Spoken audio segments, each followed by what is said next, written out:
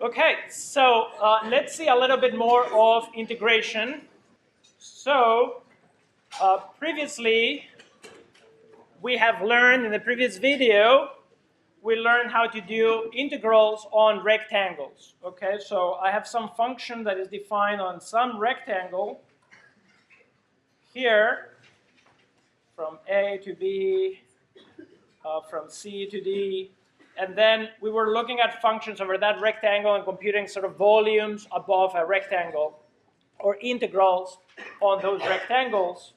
But you know that most regions out there in real life are not squares or rectangles. They're more complicated. So this time we are going to try to do more complicated things. For example, if I want to integrate above a circle, what we're going to do is just to expand our horizon of what regions we can do. For example, I can take an interval here and then just put two random graphs like that and define a region like this. And then what's happening is that the x is going from A to B, but the y depends what x is. The y will go from some f of x to some g of x. Okay, so I'd say at some point C, this point corresponds to f of c, this point corresponds to g of c, but for every c, it changes, the limits of integration of y are changing with respect to x. Okay, that gives us more varieties of regions, and there are two types of regions that we're going to see. There are regions where there are two types of regions. I just want to start, though, by doing a review of how do we do an iterated integral over a rectangle. So what this means, this integral right here, means that I'm doing an integral with respect to y, and I'm treating x as a constant, and then I'm doing an integral with respect to x. So the innermost differential tells me what are the limits of integration in y, and the outermost differential tell me what the limits of integration are with respect to x. So if you graph that, the region itself, x goes between 0 and 1, while y goes between 0 and 2. So we're integrating above this region. It's some function of x and y, and I want to know what's the volume above that rectangle. Okay? And what you do is that you can, because of Fubini's theorem, you can integrate in either order. I'm going to integrate in the order that is given, but sometimes it's convenient to switch the orders of integration, and there were some examples in the previous video about why that happens, that sometimes it's advantageous to do it in different orders. So what I do is first integrate the inside with respect to y. So that will be the integral of 2xy. That will be 2y. The integral is y squared. So that is x, y squared plus y squared plus y, evaluated between 0 and 2. At 2, I get 4x plus 4 plus 2. And at 0, I get minus 0, minus 0, minus 0. So this is just 4x plus 6. Okay? The answer of that first integral with respect to y will be some function with respect to x. And the y should be gone. If you still have y's roaming around, then something didn't go right. Okay? Maybe you have just a constant. Maybe the x is not even there. It's just a constant function of x, but it's still a function of x. So the next part of the integral is now doing the one that I indicated in green. So now I do 0, 1 of the inside, which I've already computed to be 4x plus 6. And I integrate with respect to x. The integral of 4x is 2x squared. And the integral of 6 is 6x. And I evaluate between 0 and 1. So I get 2 plus 6, 8. Minus 0, so I just get 8. All right, so as I said, now we're going to consider more general regions. I want a region like this, where x is going from a to b, but for every x, the range of the y variable, the limits of integration are changing with respect to x because they have to go between a graph and a graph. Okay, so these are 3 examples of regions of that type, where x is running in just an interval and the y is going between 2 functions of x. Similarly, I can do the opposite. I can let the y run in an interval and then the x be constrained between 2 functions of y. Okay? So here the y is just going from c to d, and the x value is the one that is going between 2 functions of y. So it's just the same as type 1, except that I've rotated the picture sort of 90 degrees, and now the variable that is running in just an interval is the y variable. So depending on what region you have, you might have to set it up as a type 1 region because it's easier to see it between 2 functions of x, or as a type 2 region because it's easier to see it between 2 functions of y, or you might be able to do it in both ways, and both work. But again, some choices of how to integrate will be easier than others, and we'll see an example of that in a moment. So if it is a type 1 region, so again, here what's happening is that x is going between a and b, and then I have a function g1 of x below, and I have a function g2 of x above, and I'm integrating in this region, then you see that the x, which is outermost, matches these limits of integration. So x goes from a to b, and the y has to be inside the limits of integration of x, and each y goes from g1 to g2. Okay? In a type 2, what's happening is that the y is going from c to d, and then there are 2 functions that are functions of x. So there is an h1 of y and an h2 of y, and then I'm integrating in this region. And then now it is the y that is going just in an interval, so it's in the outermost integration limits from c to d, while the x is going from here to here. So it's going from h1 to h2 values. Okay?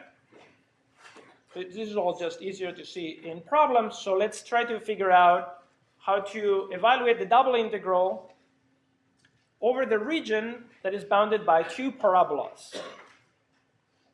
And now the first task is to try to sketch what's happening, what the region is, so we can try to decide if it's going to be a type 1, a type 2, and how to set up the bounds of integration. Once you've done that, the rest of the integral here is just going to be an integral of polynomials, and it's going to be easy. It's the setting up the problem that it can be tricky. So let's see. What parabola is 2x squared? 2x squared is a parabola that opens up, and at 0 goes through 0. So it's here, and it's a parabola that is kind of steep, just like that. Okay, this is 2x squared. And now the issue is that if you saw the type 1, type 2, this is going to be a type 1, spoiler alert. But I need to know, for the limits of integration, I need to know which function is below and which function is above in my limits of integration. So I'm going to have to decide which one is bigger, which one has bigger values. And this one, the other parabola, at 0 is 1. So I immediately see that it's here at 0, it's above it. And because the coefficient is 2 and a 1 here, it opens up, but not as steep. So it turns out that it goes like this and intersects our other parabola. So now you see that there is only one finite region that these two parabolas define, and the region is here. Okay. So now you see that the region is enclosed between a function of x and a function of x. So this is a type 1 integral. So if you go back to the definition of type 1, there was a g1 and a g2. This is my g1. Below it is 2x squared. My g2 above it is the 1 plus x squared. Great. But I still need one piece of information, which is what are the bounds in x? X is supposed to go above an interval. What is the interval? Anybody knows? Plus or minus 1. Yes. How do you decide that? Set the functions equal to each other in self-x. We need to know the intersections of these two. So let's do that. Just to figure out what the values are of that interval, I set 2x squared to be equal to 1 plus x squared, just to see what they meet. What's the value of x when the two functions meet? And that tells me that subtract x squared from both sides, so x squared is 1. And that tells me that this happens at plus or minus 1. Okay? So that gives me, now I have the entire picture of what the region is.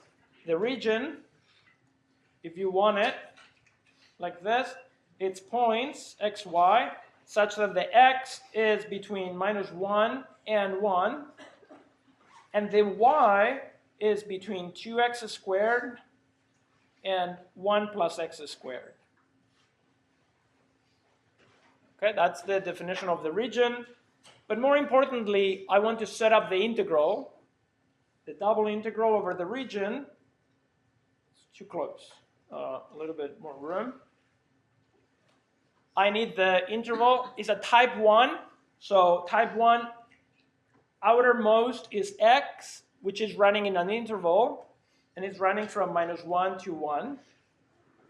And innermost is running from g1 to g2. So it's running from 2x squared to 1 plus x squared. And that is the dy. And then just put in the function. The function is just what's above it, that I want to compute the volume above it. In this case, x plus 2y is the equation of a plane. So it's just some sort of like prism, but the base of the prism is a half moon, or I don't know, a Gibbons, or whatever this shape of a moon is. Okay?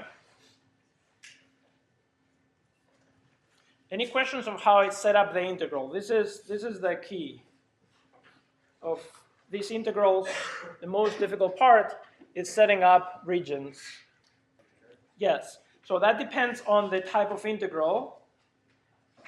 So in here, it makes more sense that I'm running first in x between minus 1 and 1, because there's no constraints. I just have to know what happens from minus 1 to 1. So I'm running first from minus 1 to 1. So first I'm running from minus 1 to 1 on x. And then for every x, the y depends on x. If the y depends on x, the y has to be the innermost integral, because the interval of y is going to go from g1 of x to g2 of x. So for any value here, for 0, for example, it's going from 0 to 1. But for a half, it's going in some other interval. Right? Okay, great.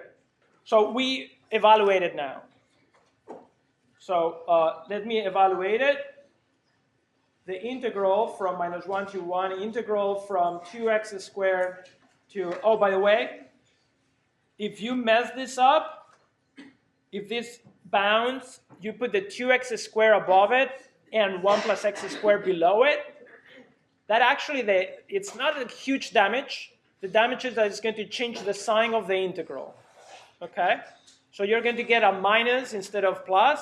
So for example, if it's an area or a volume, you're going to get a negative volume, which is going to be weird, and maybe you'll realize, like, I made some mistake in the integration in the bounds, and maybe you can find the error. Okay? So I'm going from 2x squared to 1 plus x squared of x plus 2y dy dx. So first I integrate with respect to y. So just leave the integration for x alone. With respect to y, that is xy plus y squared between 2x squared, by the way. Did I put an x squared here? Yes. To 1 plus x squared dx. So you evaluate at 1 plus x squared, that is x times 1 plus x squared plus 1 plus x squared, I still have an integral sign, the squared, minus the evaluation, I keep forgetting about that square there, the evaluation at 2x squared, which is x times 2x squared, plus 2x squared dx. Okay? Let me just simplify this expression a little bit. This is going to be x plus x cubed plus 1 plus x to the 4 plus 2x squared minus 2x cubed minus 2x to the 4 dx, which is the integral from minus 1 to 1 of 1 plus x minus x cubed minus x, I forgot some x squared term. There's a plus 2x squared minus x cubed minus x to the 4 dx. Okay? And I'm not going to keep going, but the answer is 32/15. Okay? You just keep, that's just a simple integral, one variable in x. Yes? I have to integrate because what's happening is that for every value of x, the limits of integration are changing, right? So what's happening is that here, at this point, the limits of integration in y are just from, at 1, that function is 2, so it's from 2 to 2. At here, it's going from 0 to 1. Here, it will be some other different bounds of integration. So those bounds of integration in y are actually changing for every x. I'm adding a different quantity. If you think about it in terms of like a Riemann integral, try to draw little rectangles that are going to approximate that, and you'll see that you have to start with a flat rectangle, a little bigger, and then smaller rectangles. So you're adding many different rectangles of different heights. But that depends on the shape of the region. Okay? What you're saying, if I integrated from 0 to 2 all the time, I would be integrating in a rectangle, the function, not in that half moon. Okay? All right. Let me give you another example of how to set up a type 1 integral. But this one, I'm going to be able to set it up in two different ways. So I have to integrate a function in the region in the xy plane bounded by a line and a parabola. Once again, I have to use my calculus 1 sketching skills. And first of all, y equals 2x is aligned with the slope 2. That's slope 1, rats. That's clearly slope 1. But in any case, it's something like this.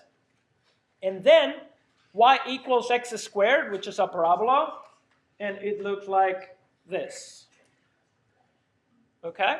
Once I've drawn the graph, now I see that there is only one region that is finite. So that's the region they mean, and it's this region here. As a type 1 integral, I'm going to let the x run in an interval, and then I'm going to be bounded by two functions of x.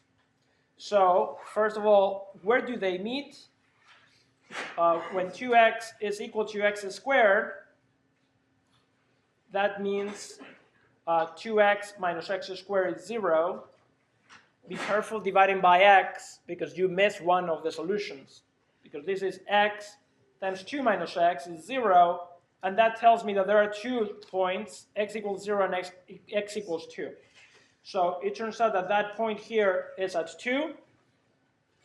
So the integral is going to be, by the way, I also know now what is G1, what's below it.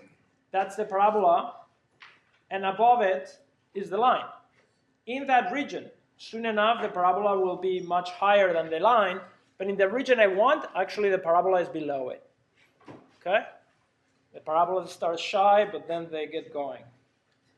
Okay, so let's integrate then. As a type 1 integral, I have to integrate in x first, and then with respect to y. So from x squared to 2x, and then the function that they're telling me to integrate, and inside is the dy. Let me try to evaluate it a little bit. So the integral from 0 to 2, integral from x squared to 2x of x squared plus y squared dy dx. I would evaluate first, I have to evaluate first with respect to y.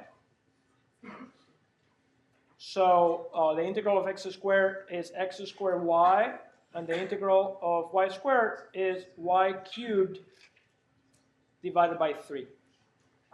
Between x squared and 2x dx. So that is going to be the integral from 0 to 2.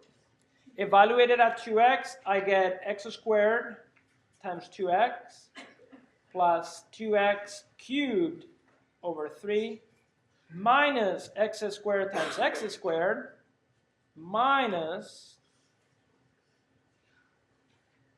x squared to the 3 divided by 3 dx. So this is the integral from 0 to 2 of 2x cubed plus 8x cubed divided by 3 minus x to the 4 minus x to the 6 divided by 3 dx. And I'm going to just let you practice, and the answer is 216 divided by 35. Okay? All right, let me do, now set this up as a type 2 integral. So we had already a picture, a very pretty picture like this.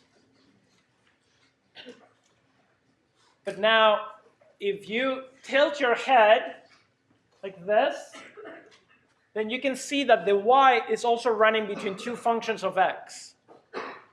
Okay? So this one I can also set up as a type 2 integral.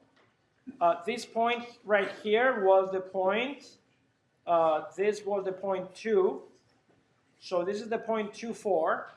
So the y coordinates go up to 4, from 0 to 4.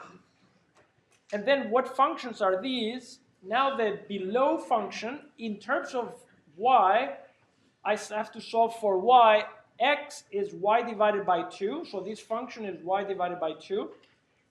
Now the line is below, though. And what function is of x? X is the square root of y. Yes? Plus or minus the square root of y, or can you like It is plus or minus the square root of y. But you see I'm taking positive values.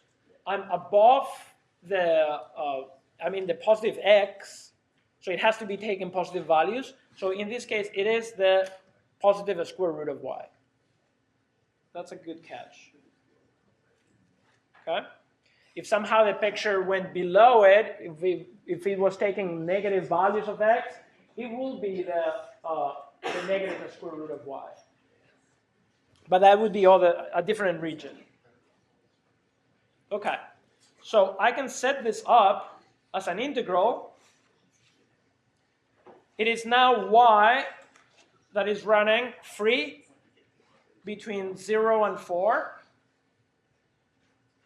And it is the x that is constrained, for every value of y, the x is the one that is limited.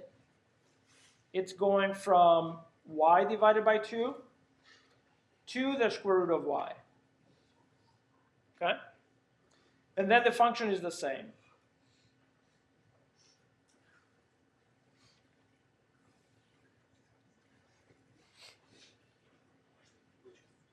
So that's how I set it up as a type 2 integral. How do I tell? Well, by graphing it, one thing, and also by, I can take any two values there in between. So take for y equals 2. What happens? At y equals 2, x is 1. At y equals 2, x is the square root of 2, which is bigger than 1.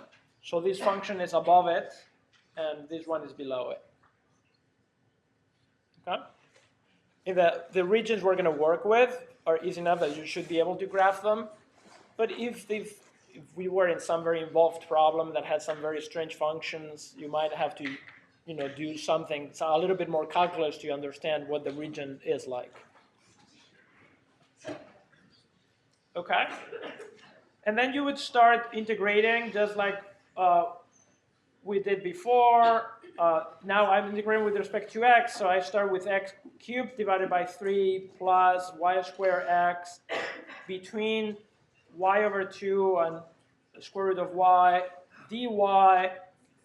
And now you can already see that this is becoming a nightmare, because it's not going to be an integral of polynomials. There's going to be a square roots and like fractional powers happening. So I don't want to do it this way. I mean, you can do it. But this one, which I can set up as a type 2 or a type 1, this one I would rather do just integration of polynomials than some fractional powers that are going to show up here. Okay? All right. So let me just, I will do this one next time to warm up after on Tuesday. And we'll see that this one in particular, you can think about it. This one is impossible. It's not just that I don't know that it might be hard to integrate with respect to y. The function sine of y squared is one of those functions that has no elementary antiderivative with respect to y. But by switching the limits of integration, we're going to be able to integrate this function first with respect to x and then with respect to y. We were going to be able to do it. While if I try to integrate with respect to y, that's not going to work. So we will see that next time.